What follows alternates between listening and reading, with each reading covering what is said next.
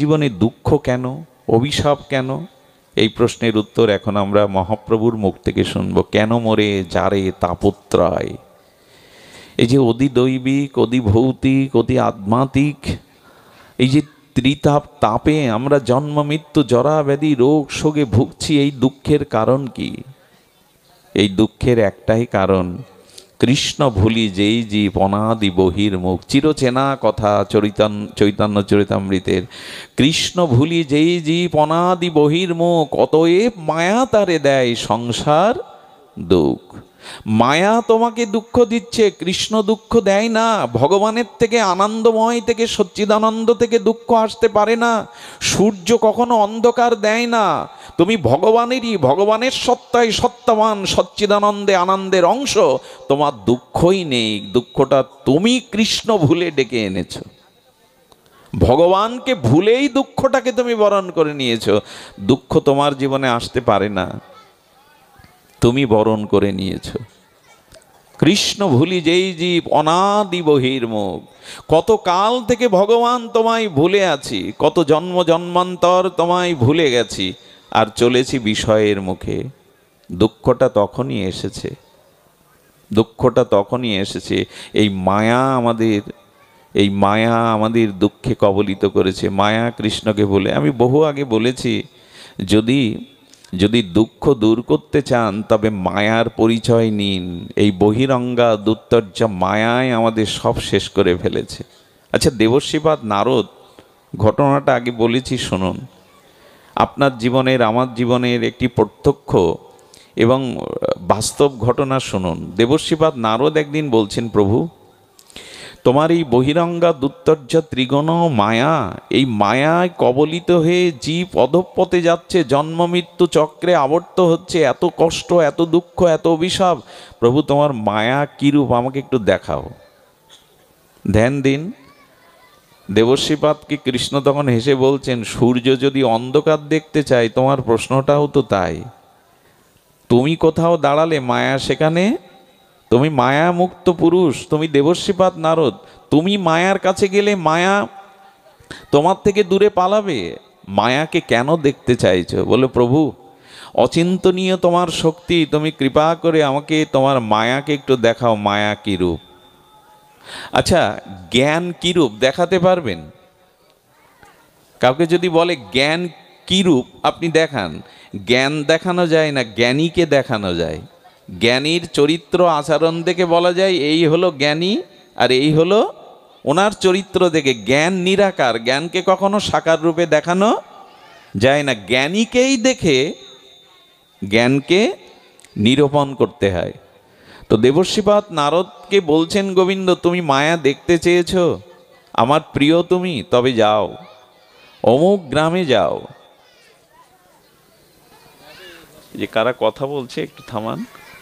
অমুক গ্রামে যাও, অমুক গ্রামে গিয়ে শোনো, মায়া শঙ্কর রূপে এক ব্যক্তি আছে, তুমি তার কাছে গিয়ে তার পরিচয় জানলে, তার সাথে কথা বললে বুঝবে মায়া কি রূপ।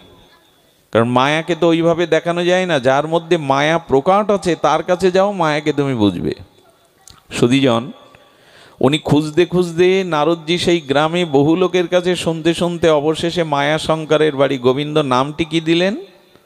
মায়া শঙ্কর। তো তখন বলছেন, প্রভু, শঙ্কর কারো নাম হতে পারে, মায়া আবার মায়া শঙ্কর, মায়া উপাধি তো কারো দেখিনি। উপাধি তো অনেক কিছুই আছে, কিন্তু মায়া কেন? ভগবান তখন বললেন, এক গ্রামে যদি দুজন বিমল বাবু থাকে, তো এক বিমল বাবু অতি কৃপণ, হাড় কৃপণ, আর একজন উদর, দুজনের টাইটেল এক। এখন বাইরের কোনো মানুষ এসে যদি পরিচয় জিজ্ঞাসা করে, ওই গ্রামে গিয়ে বিমল বাবুর বাড়ি যাব কই, তো সহসা গ্রামের লোক অনেকেই বলে, কৃপণ বিমলের বাড়ি যাবেন না দাতা বিমলের বাড়ি যাবেন। অর্থাৎ কৃপণতাটা ওর স্বভাবের কারণে ওর উপাধি হয়ে গেছে। তো ওর মায়া এমন যে ওর নামের সাথে, শঙ্করের সাথে বাবা মার দেওয়া নাম মায়া উপাধি হয়ে গেছে। নারদ গিয়ে বলছে, এটা কি মায়া শঙ্করের বাড়ি? মায়া শঙ্করের বাড়ি। মায়া শঙ্কর উঠে দাঁড়িয়ে বললেন, কি ভাগ্য আমার, সাধু দর্শন সকালবেলা, বসুন বসুন, কি ভাগ্য আমার। দুজনই বসেছে, একটা আসন দিয়েছে। কিন্তু নারদ ভাবছে কথা না বললে তো ওর ভেতরে মায়া দেখতে পাঠিয়েছেন ভগবান, মায়া বোঝা যাবে না। কারো পরিচয় নিতে গেলে তো তার সাথে আগে কথা বলতে হবে, তার ভেতরের ভাবটা বাক্যের দ্বারা, ভাষার দ্বারা প্রকাশ হবে। তখন নারদ বলছেন, এই সংসার মায়াময়, দুঃখময়, যন্ত্রণাময়, আমি বৃন্দাবন থেকে এসেছি, চলুন বৃন্দাবন আনন্দময়, ভজনময়, চলুন। মায়াশঙ্কর তখন বলছে, তা কি আর জানি না? মায়ার পাকে ঘুরপাক খাচ্ছি রাত দিন, সবই তো জানি, কিন্তু মায়া যে আমারে ছাড়ে না। নারদ তখন কিঞ্চিত বুঝতে পারছে যে ভগবান মায়া দেখতেই কার কাছে পাঠিয়েছেন। মায়া আমারে ছাড়ে না। আমরা কেউ কেউ এরকম বলি, কিন্তু সংসার আমাকে ছাড়ে না, একটু ভাগবতে যাব, একটু বৃন্দাবনে যাব, একটু ধামবাস করবো, মায়া আমাকে ছাড়ে না। এক গুরুদেবকে গিয়ে এই শিষ্য বলছে, প্রভু আসতে মন চাই, সৎসঙ্গ করতে মন চাই, কিন্তু মায়া আমারে ছাড়ে না। গুরুদেব বললেন, কালকে তোর মায়া ছাড়িয়ে দেব, তুই এই সময় আবার মন্দিরে আসবি। সকাল যখন 10টায় ঢুকছে, গুরুদেব ওকে দেখতে, প্রবেশ করতে দেখে এক বৃক্ষের ডাল জড়িয়ে ধরে চিৎকার করে বলছে, কে কোথায় আছো? গাছ আমারে ধরে রেখেছে, আমাকে ছাড়িয়ে নাও। শিষ্য গিয়ে বলছেন, গুরুদেবের মস্তিষ্ক বিকৃতি হলো কি? গাছ কি কাউকে ধরে রাখে? উনিই তো গাছ জড়িয়ে ধরে বলছে, গাছ আমাকে জড়িয়ে ধরেছে, ছাড়িয়ে নাও, ছাড়িয়ে নাও। গুরুদেব, আপনি ছেড়ে দিলেই তো মিটে গেল। আরে গাছ কাউকে ধরে নাকি? আপনিই তো গাছের শাখা ধরে ঝুলছেন। গুরুদেব ছেড়ে দিয়ে বললেন, উত্তরটা তোমার জন্য, তাই সংসার কাউকে ধরে রাখে না, তুমি সংসারকে ধরে রেখেছ। আজ পর্যন্ত সংসার কাউকে ধরে রাখে নাই তো। কানের পাশে চুল পাকে মানে কি? সংসার বলছে যাওয়ার সময় হয়ে গেছে, একটা নোটিশ এসে গেছে, সতর্ক হও। সংসার সবসময় চলে যায়, আমরাই বলি যে সংসার আমাকে, বলছেন সংসারকে আর বুঝি না, আর সাক্ষাৎ মায়া আমার ঘরে।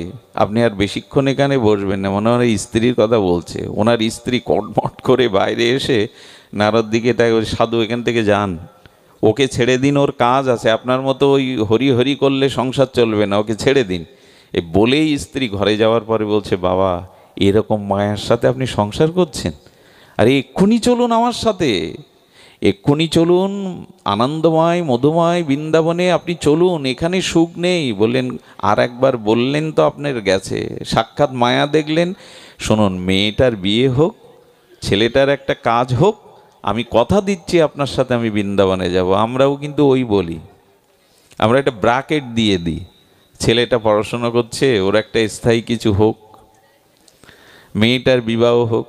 আর হয়েছে তো, উনি চলে গেছেন, দীর্ঘ 5 বছর পর আবার ফিরে এসেছে। মায়াশঙ্করের মেয়ের বিয়ে হলো কি, মায়াশঙ্করের ছেলে বড় হলো কি, ও তো যেতে চায়নি, মায়ার তো শেষ দেখতে হবে। গোবিন্দ পাঠিয়েছিলেন, গিয়ে বলছে, মায়াশঙ্কর বাড়ি আছো? ছেলেটা বাইরে এসে বড় হয়ে গেছে, বলছেন, বাবা তো কয়েক বছর আগে মারাই গেছে। বলছে, মারা যাক, কিন্তু গতি কি হলো দেখতে হবে তো। দেবর্ষিবাদ নারের তার লোকত্রিয় প্রজ্ঞার দ্বারা ধ্যানে দেখছেন ওর গতি কি হলো। বিশ্বাস করুন, আমি গল্প শোনাতে এত দূর থেকে ব্যাসাসনে বসিনি। এটা ওই মায়াশঙ্কর ও অন্য কেউ না, আমরাই। নারদ তখন কি দেখলো জানেন? ও জন্মেছে শূদ্রের ঘরে, জন্মে মহিষ রেখে বেড়াচ্ছে শিশুকাল থেকে, পান্তা খায় আর সারাদিন 20-25টা মহিষ রেখে বেড়ায়। ভাগবতে বলেছে, এ জন্মে দুর্লভ মনুষ্য জন্ম, বিবেক পেয়ে, বিচার পেয়ে, সাধু পেয়ে, হরিনাম পেয়ে যদি ভজন না করো, তবে অধঃপতন আগামী জন্মে নিচে নেমে যেতে হবেই হবে। অবশ্যই তোমাকে নিচে যেতে হবে। তো মহিষ রাখছে ওই একবার বালক, তাকে গিয়ে বলছে, মায়াশঙ্কর আমাকে চিনতে পারছো? বলে, কে আপনি, কে মায়াশঙ্কর? নারদ তখন শক্তি সঞ্চারিত করে ওকে স্পর্শ করে পূর্বস্মৃতি ফিরিয়ে দিয়ে, ও আপনি সেই বৃন্দাবনের মহারাজ, এসেছিলেন আমায় নিতে, আমি যাইনি, এই দেখুন আমার পরিণতি, আমি এখন এই রাখাল হয়ে, শূদ্র হয়ে এই চড়ে বেড়াচ্ছি। তখন বলছে, কৃষ্ণ ভজনে কোনো জাতিকুলের উঁচু নিচু ভেদ নেই, আপনি আমার সাথে এখনই চলুন। তখনও কাচুমাচু করে বলছেন কি, মালিক বড় ভালো, 3 বেলা ভালো খেতে দেয়, আর এই মহিষগুলোর প্রতি আমার বেশ একটা মমতা জন্মে গেছে, আপনি আরও কিছু বছর পরে আসুন, আমি পরে যাব। নারদ তখন পেছনে ফিরে বলছে, ভগবান কিঞ্চিত বুঝতে পারছি মায়ার স্বরূপ কি, আচ্ছা যাও, আমি আবার আসব। এর আরও ক বছর পরে নারদজি এসে শুনছেন আপনার সেই রাখালটা কই, বলে আর বলবেন না, বিষাক্ত সর্পদংশনে বিলে খালেই মরে পড়েছিল। নারদ বলছে পড়ুক, গতি কি হলো, মায়াশঙ্করের গতি কি হলো? ধ্যানের দ্বারা জানতে পারলেন যে কথাটা বলতে গেলে হৃদয়ে বড় কষ্ট লাগে, কষ্ট আপনাদেরও যেন আসে। দেখলেন কুকুর হয়ে জন্মেছে এই মায়াশঙ্কর ওই গ্রামের এক ভদ্রলোকের বাড়িতে। এটা মায়াশঙ্করের কল্প কাহিনী নয়, আমাদের জীবনেরই ইতিকথা ভাগবত শোনাচ্ছেন। ভজন করো, ন ভজন্ত অধঃপতস্ধি, ভজন না করলে অবশ্যই তোমাকে এই যে সুন্দর সুনাম পেয়েছো, সুষ্ঠু দেহ পেয়েছো, ভালো পরিবার পেয়েছো, এটা পূর্বজন্মের ভাগ্যে কিছু করেছিলে। যদি ভগবত ভজন সুকর্ম না করো তোমাকে অবশ্যই অধঃপতিত হতে হবে। কুকুরটার গায়ে হাত দিয়ে বলছে চিনতে পারছিস? শক্তি সঞ্চার করে পূর্বস্মৃতি ফিরে, ও আপনি সেই সাধু বাবা দেখুন, যাবো যাবো করে আর যাওয়া হয়নি, এখন আমার পরিণতি দেখুন কোথায় নেমে গেছি আমি। আর আপনার আহ্বানে আমি সাড়া দিতে পারবো না, কারণ কুকুর জন্মে তো আর ভজন হবে না, চিৎকার করলেও তো আর কৃষ্ণ বলতে পারবো না। তখন বলছেন যে দেখ, কুকুর জন্মেছিস, কিন্তু সাধু বৈষ্ণবের কৃপা হলে এ জন্মেও উদ্ধার হওয়া যায়। কিন্তু কেমন জানেন? মহাপ্রভুর পরিকরগণের মধ্যে অন্যতম ছিলেন সেন সেবানন্দ। ইনি মহাপ্রভুর ভক্তগণের মধ্যে অন্যতম ধনী ভক্ত। প্রভু আদেশ দিয়েছিলেন, সেবানন্দ, গৌড়ীয়গণ লীলাচলে রথযাত্রায় যারা আসবে তুমি তাদের ভরণ পোষণ পথের খরচা দিয়ে সবাইকে এনো জগন্নাথে। প্রভুর এই বাক্য পালনের জন্য উনি সবাইকে নিয়ে চলে যান। খাজনা মেটাতে হয়, নদী পার হতে হয়, আর তখন এক একটা আলাদা আলাদা ক্ষুদ্র ক্ষুদ্র প্রদেশ, সেখানে ট্যাক্স দিতে হয়, খাজনা দিতে হয়, তাদের খাদ্যের জোগাড় করতে হয়। চলেছেন, যেতে যেতে যেতে যেতে দেখে হরিনাম করতে করতে, মহাপ্রভুর কথা স্মরণ করতে করতে লীলাচল অভিমুখে ভক্তরা যাচ্ছে, একটা কালো কুকুর এসে মিশে গেছে। সেন সেবানন্দ তখন হাত জোর করে বলছেন, মহাপ্রভু আমার পরীক্ষা নিচ্ছেন, ও ভক্তরূপে এসেছে, ওকে আমাদের মতো করে সেবা করবে, যত্ন করবে। উনি অন্য কাজে আছেন, সন্ধ্যায় এসে বলছেন ভক্তকে সেবা দিয়েছো, কুকুর বলছেন না। কি মহাপ্রভুর প্রতি এদের আনুগত্য! বলছেন ওকে সেবা দিয়েছে, বললে মনে নেই কুকুরটাকে সেবা দিতে। উনি নিজেই উপোস থাকলেন। ভক্ত উপবাস তো আমি কেন পাবো? দায়িত্ব তো আমার তাকে নিয়ে যাওয়া। আহা, বৈষ্ণবের দুয়ারেও যদি কুকুর হওয়া যায় না, তাতেও উদ্ধারের একটা পথ খোলা থাকে। ওকে প্রসাদ দাওনি তো আমিও পাবো না, ও তো ভক্ত। কি বলবো আপনাদের, খেয়া পার হতে গিয়ে কুকুরটা আছে দলের সাথে। তখন মাঝি বলছেন, উড়িয়া মাঝি বলছেন, আমি কুকুর নৌকায় তুলি না। সেন সেবানন্দ বলছেন, আমাকে পার করতে যে কড়ি নেবে 10 গুণ কড়ি দেব, ওকে আগে পার করতে হবে, পরে আমি পার হব। বৈষ্ণবের দুয়ারে কুকুর হয়েও যদি যাওয়া যায়, বৈষ্ণব তো ফেলে দেন না, বৈষ্ণব কাউকে পরিত্যাগ করেন না। কুকুরটাকে আগে পার করলেন উনি। ওপারে গিয়ে দেখে ভক্ত আর নাই, কাঁদছেন, আর বললেন আমার কোনো অপরাধে ও আমাকে ছেড়ে চলে গেছে, আমি প্রভুর কাছে কি জবাব দেব? প্রভু তো দায়িত্ব দিয়েছিলেন সবাইকে নিয়ে আসবে, কি জবাব দেব আমি? লীলাচলে পৌঁছে গেলেন, গিয়ে কি দেখলেন জানেন? দেখলেন মহাপ্রভুর সামনে ওই কুকুরটাই বসে আছে এবং প্রভু হরিনাম করছে, আর জগন্নাথের প্রসাদ, শুকনো প্রসাদ পাচ্ছে আর ছুঁড়ে ছুঁড়ে দিচ্ছে, ও কৃষ্ণ বলছে আর প্রসাদ খাচ্ছে। সেন সেবানন্দ গিয়ে মহাপ্রভুকে না, কুকুরটাকেই আগে প্রণাম করলেন। ধন্য তুই, ধন্য, প্রভুর শ্রীমুখে নাম, প্রভুর প্রসাদ পাচ্ছিস, ধন্য তুই, ধন্য তুই। লুটিয়ে আগে কুকুরটাকে প্রণাম করছেন, কুকুরটাকে প্রণাম করছেন লুটিয়ে। এর পরের দিন কুকুরটা পুরীর সমুদ্রে প্রাপ্তি হয়ে গেছিল, গোবিন্দ চিরদিনের মতো তাকে নিয়েছিল। নারদ বলছে, ওরে যদি বৈষ্ণবের দুয়ারে কুকুর হতে পারিস, বৈষ্ণবের প্রসাদ পেতে পারিস, এখনো তোর সম্ভাবনা আছে, চল আমার সাথে চল, এখনো তোর সম্ভাবনা আছে। অনেক বৈষ্ণবের বাড়িতে দেখেছি কুকুরটা একাদশীর দিনে অন্ন খায় না। তুলসী পরিক্রমার সময় কুকুরটা পরিক্রমা করে, শঙ্খ বাজানোর সময় ওরাও চিৎকার করে, হরিনাম চিৎকার করে করলে ওরাও চিৎকার করে। এই জন্য মাঝে মাঝে কি মনে হয় জানেন, যে অন্যায় কর্ম করলাম, ভগবানকে বিস্মরণ হয়ে যে সংসারে মায়ায় মজে থাকলাম, প্রভু আগামী জন্মে যদি জন্ম হয়, পশুজনিতেও হয়, যেন সেটা বৈষ্ণবের দুয়ারে হয়, বৈষ্ণবের দুয়ারে হয়। নবদ্বীপের এরকম লীলা আছে, বড়াল ঘাটে জি মহারাজ তার একটা কুকুরকে পেয়েছিলেন, সেও দুহাত তুলে হরিবোল দিত, চিৎকার করত, হরি নামে বলতে চাইতো, গড়াগড়ি দিত ধুলায়। এ মারা গেলে না, বাবাজি মহারাজ তার মহোৎসব করেছিল, মালসা ভোগ দিয়ে মহোৎসব করেছিল। সেই মহোৎসবে 500-600 কুকুর এসে পাত পেতে প্রসাদ পেয়েছিল। যে কুকুরটাকে প্রথম নিমন্ত্রণ করেছিল সবার শেষে সে পেয়ে গিয়েছিল। আমার মনে হয় বৈষ্ণবের দুয়ারেও যদি তুই যাস, কুকুরটা কি বলছে জানেন? এসব শুনে নারদকে তখন বলছেন, দেখুন সাধু, আমার একটা ধর্ম আছে, আমি তো আর ধর্ম ত্যাগ করতে পারি না। কি তোর ধর্ম?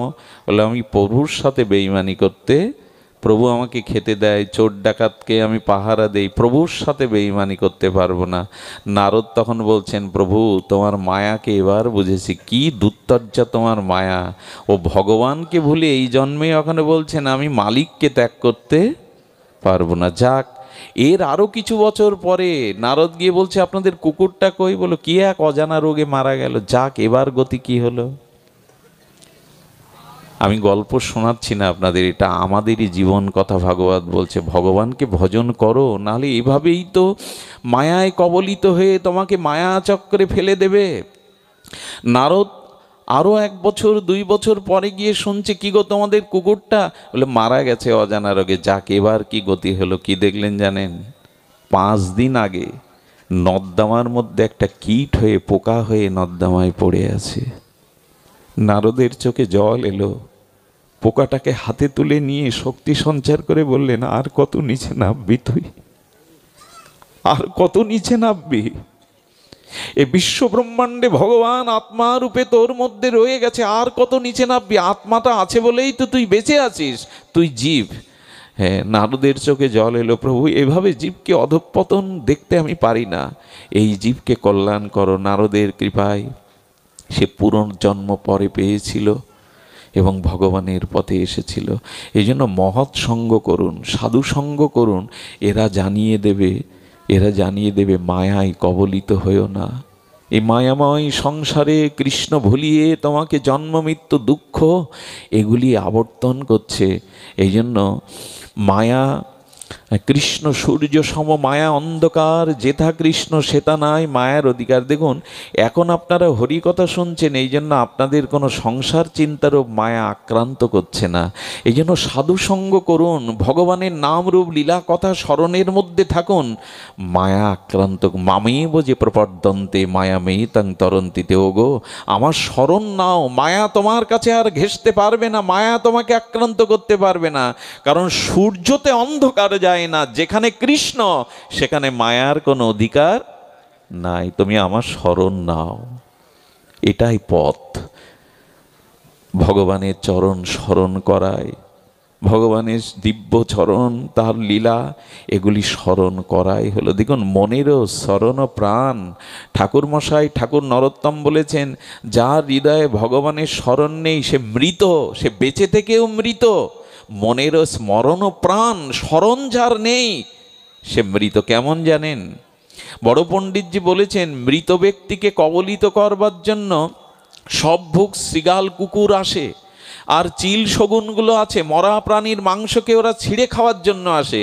কিন্তু মরার পাশে যদি ভান করে কোনো জীবন্ত মানুষ মরার ভান করে পড়ে থাকে, ওর বুকে কেউ আসবে না, কারণ ওরা জেনে যায় অনেক দূর থেকে ওর মধ্যে প্রাণ আছে। ঠাকুরমশাই বললেন, ভগবৎ স্মৃতি যার হৃদয়ে নেই সে মরা, তাকেও ছিঁড়ে খাবে। কাম ক্রোধ তাকে শৃগাল শূকরের মতো ছিঁড়ে খাবে। স্মরণ করো ভগবানকে। বলে যে যার সেই ইষ্টকে স্মরণ করবে, বলে স্মরণ যদি না করি, বললো ক্ষতি হয়ে যাবে, সাহানি। ভগবানকে স্মরণ না করলে বড় ক্ষতি হয়ে যাবে তোমার। মায়া অশুভ চিন্তায় সে তোমার পতন ঘটিয়ে দেবে, তাই তাকে স্মরণ করো। এটাই হলো পথ, ভগবানের পথকে স্মরণ করা। কে আমি, কেন মরে যারে তাপত্রয়, পথ কোনটি? এই ভজনেরই পথ। আমাদের পথ, গোবিন্দ রাধারানীর চরণের পথ আমাদের পথ। আর বলেছিলেন মহর্ষি বাল্মীকিকে রামচন্দ্র বলেছিলেন, থাকবো কোথায় বলে দিন, তপবনে এসেছি কোথায় থাকবো। কি বলেছিলেন জানেন? চিত্রকূটে বাস করো, চিত্রকূটে বাস করো। আর আমাদের ঠাকুরমশাই বলছেন, যদি বাস করতেই হয় সাধু সঙ্গ হরি কথাতে বাস করো, সাধু সঙ্গ হরি কথাতে বাস করো। এটাই হলো বসবাসের একমাত্র জায়গা। এই জন্য গৃহটাকে কৃষ্ণের সংসার করো, গৃহটাকে সকাল সন্ধ্যা ঝাঁস খোল কত্তাল বাজিয়ে হরিনামের ধ্বনিতে পবিত্র করো। ওখানে অতিথি এলে তাকে সেবা দাও, ওখানে গৌর গোবিন্দের বৈষ্ণব আরাধনা করো, যাতে গৃহটায় আশ্রম হয়, গৃহটায় মন্দির হয়। সাধু সঙ্গে হরি কথাতে থাকো, আর এখানে অন্য কিছু প্রবেশ করতে পারবে না। লোভ সাধুসঙ্গ হরিকথাতে রাখো। বাস যদি করতে হয় তবে সাধু সঙ্গে বাস করো, সাধু সঙ্গ হরিকথার মধ্যে অবস্থান করো। এর মধ্যে থাকলে না অশুভ চিন্তা মায়া তোমাকে গ্রাস করতে পারবে না। ঠাকুর বলেছিলেন, দেখো যারা আমার কথা সাধু মুখে শ্রবণ করবে, সাধু সঙ্গে অবস্থান করবে, মায়া তুমি সেখানে যেও না, কাল তুমি সেখানে যেও না।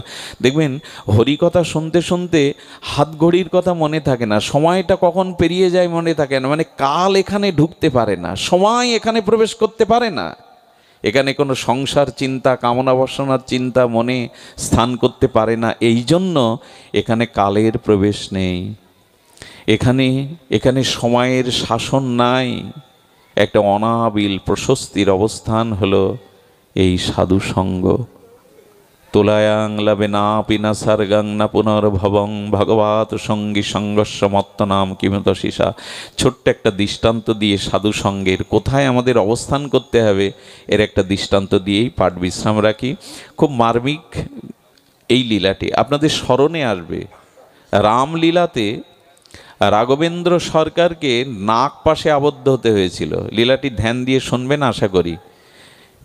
নাগপাশ জানেন তো, সর্প নাগপাশের বানে রাম লক্ষ্মণ আবদ্ধ হয়েছিল কি না?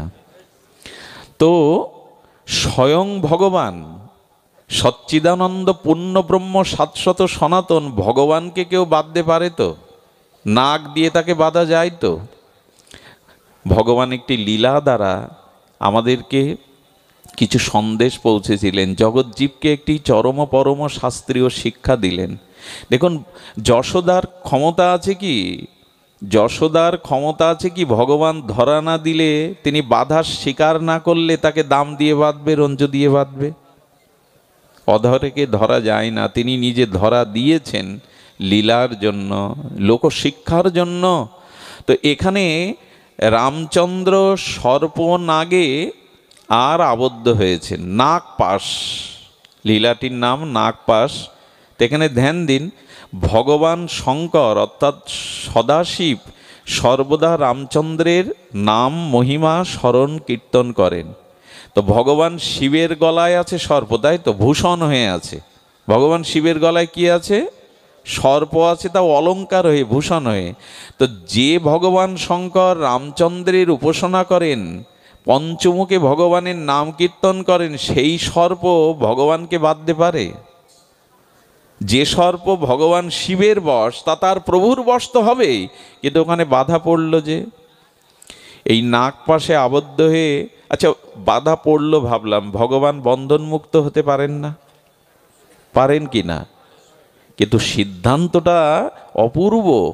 সিদ্ধান্ত দিচ্ছেন ভগবানও, যেন জগৎকে জানাচ্ছেন আমারও বন্ধন আমি খুলতে পারি না, সাধুগুরুর কৃপা লাগবে তবে আমার বন্ধন খুলবে। আমার বাঁধন আমিও খুলতে পারি না। এই জন্য উনি কার স্মরণ নিলেন জানেন? সঙ্গে সঙ্গে নারদজির স্মরণ নিলেন। এই দেখুন, সর্বশক্তিমান ভগবান নিজে নাগপাশে বন্ধন স্বীকার করে স্মরণ নিচ্ছেন কার? নারদের ভক্তের। আহা, নারদ এসে বলছেন প্রভু আপনি নাগপাশে আবদ্ধ। বলে হ্যাঁ, আপনি গরুরকে স্মরণ করুন, কারণ গরুরের সাথে সাপের একটা প্রতিকূল স্বভাব আছে, যেখানে গরুর ওখানে সর্প থাকবে না। আচ্ছা গরুরও তো ভগবান বিষ্ণুর বাহন, বাহন কি না? পরম পরিকর ভক্ত বাহন। ভক্ত লাগছে ভগবানের বন্ধন মুক্ত করতে, সংকেত দিচ্ছে কি? সংকেত দিচ্ছে সাধুগুরু বৈষ্ণব তোমার বন্ধন কাটাবে, আমি ভগবান, আমারও বন্ধনও ভক্ত কাটাচ্ছেন। এই জন্য গরুর এলো, গরুর এসে যখন বন্ধন খুলে দিল, তখন দেখুন সাধু সঙ্গের মহিমা দেখুন। তখন গরুরের মনে মনে মোহ এসে গেল। কি মোহ জানেন? ইনি ভগবান তো, নিজে বন্ধন মুক্ত হতে পারলেন না, ভগবান তো অনন্ত জীবকে মায়ার বাঁধনে, বিশ্বের কোটি কোটি জীবকে মায়ার বন্ধনে বেঁধেছেন, আর তিনি বন্ধন মুক্ত করতে আমারে ডাকলেন, তো ইনি ভগবান তো। সংশয় মোহ এসে গেল, যেই মোহ এসে গেল সে আর শান্তি পাচ্ছেন না, ইনি ভগবান তো। আচ্ছা, এই মোহ দূর করবার জন্য কৈলাসে ভগবান শঙ্করের কাছে শরণাপন্ন হলেন, হে ভগবান। আচ্ছা লক্ষ্য করুন তো, যখন গরুর চলতো তখন তার দুই পাখনা থেকে বেদ গায়ত্রী, বেদ মন্ত্র ধ্বনিত হতো সঙ্গীত সুধায়। তার মানে বেদ উচ্চারণ করলেও, ভক্ত হলেও, ভগবানের বাহক হলেও যদি মোহ এসে জন্মায় সন্দেহ, তখন আর ভক্তি দাঁড়াবে না। তো এই জন্য আমরাও যে এই হাজার হাজার হাজার সাধুসঙ্গ করলাম, শত শত হরিকথা শুনলাম, আমাদের মোহ যাচ্ছে না কেন? আমার মনে হয় বেদ মন্ত্র উচ্চারণ হলে কি হবে, হরিকথা হলে কি হবে, উপযুক্ত নির্মল শুদ্ধ সাধুসঙ্গ যতদিন না হবে ততদিন ক্রিয়া করবে না। এই জন্য তো সৎসঙ্গ সাধুসঙ্গ কেন বলছে? নিষ্কিঞ্চন ভজনানন্দী সজাতীয় সয় শুদ্ধ চরিত্র বিশুদ্ধ সাধুসঙ্গ না হলে, বিশুদ্ধ হরিকথা না হলে, পাঠের আগেই যদি বলি এত টাকা না হলে পাঠ করতে যাব না, তার পাঠ শুনবেন না, তার পাঠ শুনে কোনো কাজই নেই। হরিকথাকে যারা বিতরণ না করে বিক্রি করে, এদের মুখে হরিকথায় কোনো কাজ দেবে না। এটা বিতরণের জিনিস, বিক্রয়ের জিনিস নয়। সমস্যাটা কোথায়? লব মাত্র সাধুসঙ্গে সর্বসিদ্ধি হয়। 1 সেকেন্ডকে 11 ভাগ করলে তার যে সময়টুকু সঙ্গ করলে সর্বসিদ্ধি হয়, তো এত সাধু সঙ্গ করছি, চিত্তবৃত্তি শুদ্ধ হচ্ছে না কেন আমাদের? এত হরিকথার প্লাবন বইছে, আমাদের চিত্ত শুদ্ধি হচ্ছে না কেন? বললেন না, অবৈষ্ণবের মুখে হরিকথা সর্পসৃষ্ট দুগ্ধের মতো বিষক্রিয়া করবে। কার মুখে হরিকথা শুনতে হয়? প্রকৃত সাধু, প্রকৃত সৎসঙ্গ না হলে আপনার মোহ যাবে না। এই জন্য একটু সতর্ক করেছে, সব জায়গায় দৌড়ানো যাবে না। তার মানে আমার কাছে দৌড়ে আসুন, আমি কিন্তু আদৌ তা বলছি না, ক্ষমা করবেন। শুদ্ধ সজাতীয় নির্মল চরিত্র ভক্তের সঙ্গ করুন, তবেই ক্রিয়া করবে, তবেই ক্রিয়া। হই হুল্লোড় করে সব জায়গায় ছোটার কথা বলেনি। সজাতীয় সয় স্নিগ্ধ ভজনানন্দী শুদ্ধ যার অনুভূতি আছে তার পাশে গিয়ে বসুন, সংক্রামিত হবে। ভগবান শঙ্করের কাছে গিয়ে বললেন আমার মোহ এসেছে, উনি ভগবান তো। আচ্ছা, ভগবান শঙ্কর বৈষ্ণবানাং যথাসম্ভু, ভগবান বৈষ্ণবগণের মধ্যে অন্যতম, হর হরি অভেদাত্মা। সেই ভগবান শঙ্কর বললেন, গরুর তোমার মোহ আমিও দূর করতে সক্ষম নই। পারেন কিন্তু উনি, পারেন না, কিন্তু সিদ্ধান্ত জানাচ্ছেন জগৎকে যে মোহ কোথায় দূর হয়, কার কাছে গেলে দূর হয়। ভগবান শঙ্কর বললেন, তবে মোহ দূর করবার জন্য আমি তোমাকে তত্ত্বজ্ঞ সাধুর সন্ধান দিতে পারি, সাধু সঙ্গে যাও। এই দেখুন শঙ্করও দেখিয়ে দিচ্ছেন, বলেন চলে যাও নীলগিরিতে, ওখানে কাক ভূষণ্ডী নীলগিরিতে বসে হরি কথা, মহৎ ব্রহ্মর্ষি ব্রহ্মজ্ঞ পুরুষের সাথে হরি কথা বলছেন, ওখানে গেলেই তোমার মোহ দূর হবে। ভগবান শঙ্করও দেখিয়ে দিচ্ছেন তত্ত্বজ্ঞ সাধু সঙ্গের কথা। এখানে আসতে হবে, সাধু সঙ্গ মহৎ কৃপা ছাড়া এই জীবনে এক পাও আপনি প্রগতি ভক্তির পথে এগিয়ে যেতে পারবেন না। আজ পর্যন্ত যার যেটুকু করুণা হয়েছে ভক্তিপথে, এগুলো গুরু কৃপা, সাধু কৃপা, বৈষ্ণব কৃপা, ভগবত কৃপা ছাড়া এক পাও এগিয়ে যাওয়ার কারো কোনো সামর্থ্যই নেই। সিদ্ধান্ত ভগবানও পাঠাচ্ছেন সাধুর কাছে। এই কাক ভূষণ্ডী ইনি ব্রহ্মজ্ঞ, আর ব্রহ্মর্ষিদের নিয়ে এখানে নীলগিরিতে বসে হরিকথা বলছেন। কি বলবো, গরুর উড়ে যেতে যেতে 3 কিলোমিটার দূরের ওই সাধুসঙ্গের গায়ের বাতাসে মিশে যখন ওর গায়ে লেগেছে 3 কিলোমিটার দূরে, তখনই ওর মোহ অর্ধেক নষ্ট হয়ে গেছে। গরুর তখন প্রণাম করে বলছেন, যার বাতাসে 3 কিলোমিটার দূরেও মোহ নষ্ট হয়, না জানি তার সঙ্গে তার শ্রীমুখে হরি কথা শুনলে কি জাতীয় ভক্তি হয়। এই জন্য সাধু সঙ্গেই যেতে হবে, মহৎ সঙ্গেই যেতে হবে। এটাই হলো আমাদের বসবাস করার স্থান। যে সাধু সঙ্গ তো রাত দিন করতে পারবেন না, কিন্তু মনে মনে স্মরণে স্মরণে আপনি ব্রজবাস করবেন, সাধু সঙ্গে বাস করবেন। সাধু সঙ্গ করলে একটা ফল হতে পারে। আমাকে অনেকে প্রশ্ন করেন, এভাবে রাত দিন রাত ছুটছো, এর ফল কি? আমি বলি, এটা আমার মনে বিশ্বাস আছে জানো, যেদিন মৃত্যু এসে কাছে দেখা দেবে, যেদিনে শরীর অসাড় হয়ে যাবে, বাহ্য স্মৃতি থাকবে না, সেদিন যদি মনে পড়ে তারাশীতে এইসব ভক্তগণের মাঝে এমনি করে একদিন সঙ্গ করেছিলাম, ওই স্মৃতি যদি আসে, ওই স্মৃতি যদি স্পর্শ করে, তো পার হয়ে গেলাম। মানুষ টাকা পয়সা সঞ্চয় করে বৃদ্ধ বয়সে বাড়ি বসে বসে সেই ধন উপভোগ করে, সেই ধন ভাঙিয়ে উপভোগ করে। তেমনি সাধু সঙ্গ সারা জীবন ধরে করলে মৃত্যুর সময় যদি একবার ওই সাধুর মুখখানা, শ্রীগুরুর মুখ, ওই সাধু সঙ্গের কথা স্মৃতিপটে মনে আসে, আপনি সাধু স্মরণ করলেই পার হয়ে গেলেন। এই জন্য অবস্থান করতে হবে, বাস করতে হবে সাধু সঙ্গে, মহৎ সঙ্গে। এই সাধু সঙ্গের অপর মহিমা, অপরের মহিমা স্বয়ং ভগবানও। আর জগতে যেখানে ভক্তগণ মিলিত হয়ে ভগবানের দিব্য গুণগাথা আস্বাদন করেন, ভগবানও সেই স্থান পরিত্যাগ করেন না, সেই স্থানে গিয়ে উপনীত হন। এই জন্য আমাদের বাস করতে হবে সাধু সঙ্গ হরিকথাতে। এর মধ্যে যতদিন আছি, এটা লক্ষণের গণ্ডির মতো, এই গণ্ডির মধ্যে সাধু সঙ্গ হরিকথার মধ্যে যতক্ষণ আমরা আছি, যতদিন আছি, আমাদের রাবণ রূপ আর কেউ বিষয় এসে হরণ করতে পারবে না। সাধু সঙ্গেই বাস। কবে হবে রাধাকুণ্ডে বাস? হ্যাঁ, কবে হবে সাধু সঙ্গে বাস? তাই মরমী ভক্তগণ প্রভাতে ভগবানের কাছেই প্রার্থনা করেন, প্রভু তোমাকে পায় আর না পায় নিত্য সাধু সঙ্গ দিও। প্রভু তোমাকে পায় আর না পায়, আমাকে নিত্য সাধু সঙ্গ দিও, যাতে তোমার শুদ্ধ ভক্ত সঙ্গ পেয়ে আর তোমাতে ভক্তি হয়। ভক্তি ভগবান দিবেন না, ভক্তি ভক্তই দেন।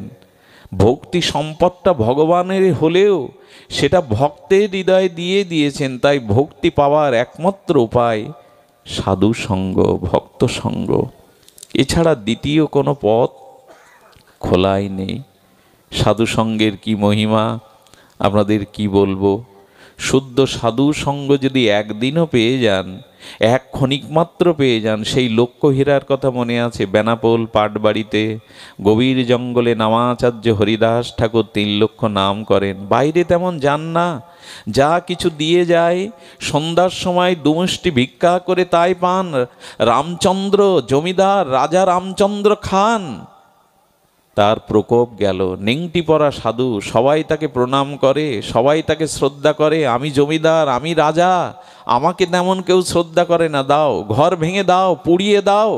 কোনো কিছুতে যখন কাজ হলো না, তখন লক্ষ্য হীরাকে পাঠালো। লক্ষ্য হীরা বেশ্যাকে ওর চরিত্র হনন করে করে কলঙ্ক দিয়ে তাড়িয়ে দাও।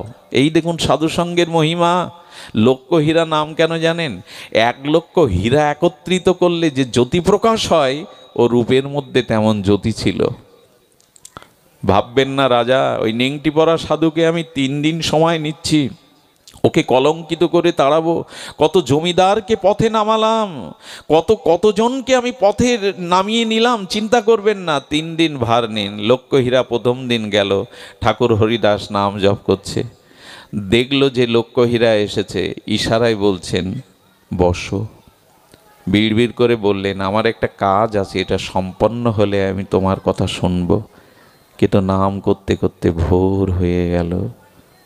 পরের দিন আবার এসেছে, কালকে তুমি ফিরে গেছো, কষ্ট পেয়েছো, আজ আমার কাজ সমাপ্ত হলে আমি অবশ্যই তোমার কথা শুনবো, তুমি বসো। সেদিনও চলে গেল। আচ্ছা, এই বসিয়ে রাখছেন কেন হরিদাস? ওই যে নাম চলছে আর ওনার অঙ্গের দিকে দৃষ্টি দিচ্ছে না। তৃতীয় দিন কি হয়েছে জানেন? ওই গায়ের বাতাস সংক্রামিত জীবাণুর মতো ভক্তি বীজাণুর মধ্যে প্রবেশ করে তৃতীয় দিন ভাবছে, ও এই নেংটি পরা নিষ্কিঞ্চন ত্যাগী সাধু মনে হয় আমার এই জৌলুস, আমার এই ভালো অলংকার পোশাক ভালো লাগে না, আজ আমি ওর মতো গেরুয়া পরে যাব, অলংকার ছাড়িয়ে যাব। অলংকার খুলে রাখলেন, একটু ভনিতা করে তিলক নিলেন, আর গেরুয়া পোশাক পরে এসে দেখছেন উনি তুলসীকে বড় ভালোবাসেন, প্রণাম করেন, সেই তুলসীকে প্রণাম করেছেন। শুরু হয়ে গেছে সাধু সঙ্গের মহিমা। হ্যাঁ, ও আমি খুব কষ্ট দিয়েছি, আমার একটা নাম সংকল্প ছিল 1 কোটি নাম, তুমি ফিরে গেছো 2 দিন, তোমার খুব কষ্ট হয়েছে, আজ তোমার ইচ্ছা পূরণ হবে, আজ তোমার ইচ্ছা পূরণ হবে, তুমি বসো। সঙ্গে সঙ্গে হরিদাস কি করেছে জানেন? নামের কাছে প্রার্থনা করছে, প্রভু যদি কিঞ্চিত তোমার নাম স্মরণ করে থাকি, যদি কিঞ্চিত কোনো সুকৃতি ভাগ্য আমার থাকে, আমি লক্ষ্য হেরেকে দিলাম, প্রভু ওকে উদ্ধার করো, ওকে কল্যাণ করো, ওকে পথ দেখাও।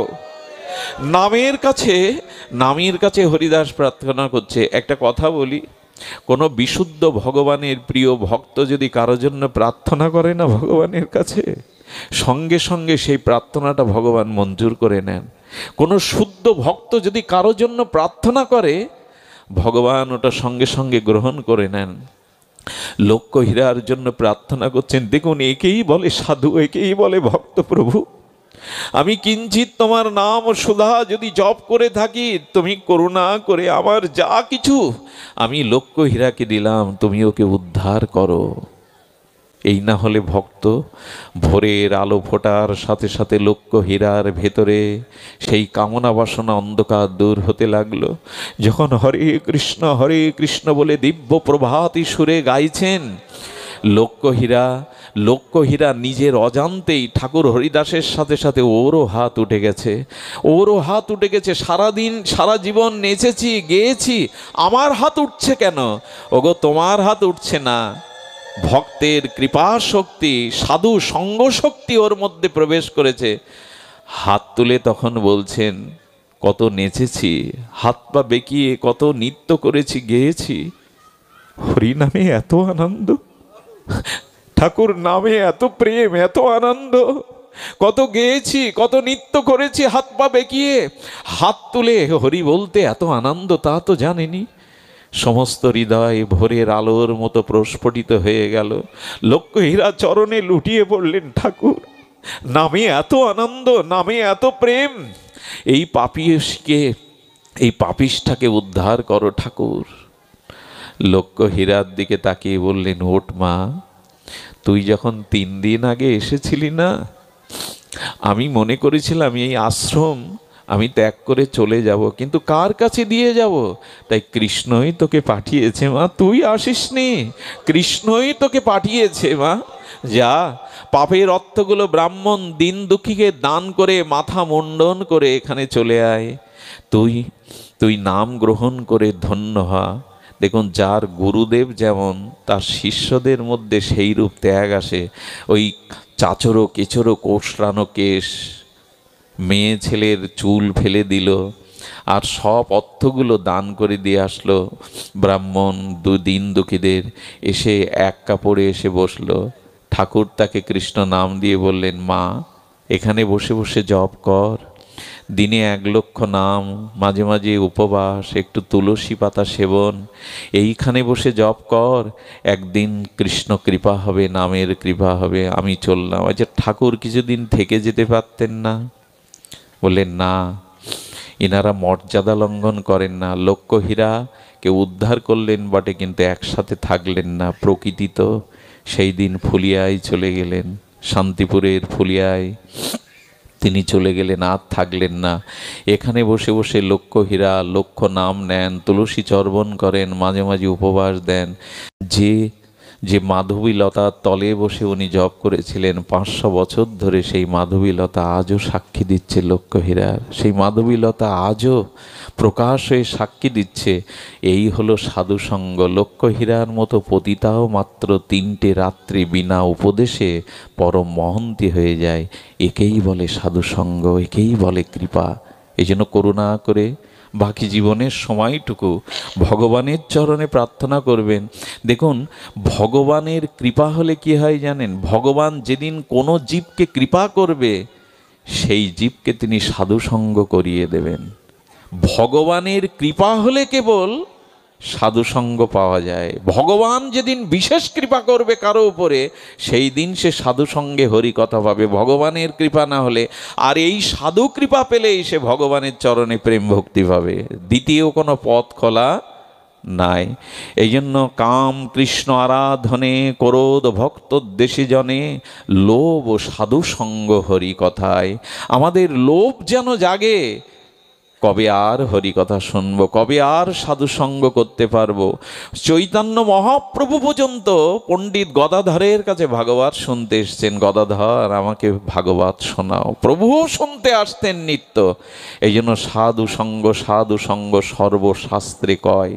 আসুন এই সাধুসঙ্গের মাধ্যমে প্রেম ও ভক্তি প্রাপ্তির আকাঙ্ক্ষা জাগিয়ে এই তিনটি প্রশ্নের উত্তরের মীমাংসা আজ আমরা এখান থেকে সংকল্পপূর্বক নেব। কে আমি? আমি কৃষ্ণদাস। আমার দুঃখ কেন?